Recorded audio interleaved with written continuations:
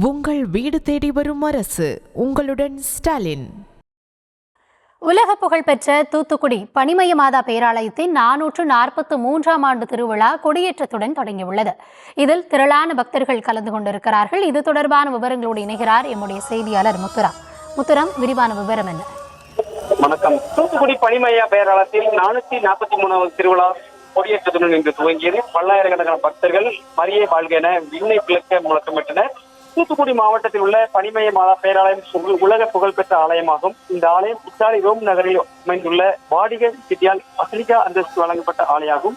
இங்கு ஆண்டுதோறும் ஜூலை மாதம் 26ஆம் தேதி முதல் ஆகஸ்ட் 5ஆம் தேதி வரை 10 நாட்கள் திருவிழா நடைபெறும் வழக்கம். அந்த வகையில் இந்த ஆண்டு 443ஆம் ஆண்டு திருவிழா கொடியேற்றத்துடன் இன்று துவங்கியது. பனிமய மாதா உருவம் பொறித்த கொடியை ஊர்வலமாக பங்கு தந்தை கொண்டு வந்து பேராலயம் எதிரே உள்ள கொடிமரத்தில் கத்தோலிக்க மறைமாவட்ட ஆயர் ஸ்டீபன் தலைமையில் பங்கு தந்தை பொதுமக்கள் கொடியை பிடித்து ஏற்றினர். அப்போது அங்கு கூடிய பல்லாயிரக்கணக்கான பக்தர்கள் மரியே வாழ்க என முழக்கமிட்டனர். மேலும் புறாக்கள் மற்றும் பலூன்கள் பறக்கவிட்டு கைகள் தட்டி மகிழ்ந்து கொண்டாடினர்.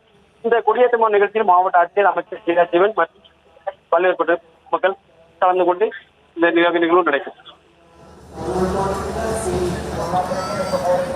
விவரங்களுக்கு நன்றி முத்துராம். உங்கள் வீடு தேடி வரும் அரசு. உங்களுடன் ஸ்டாலின்.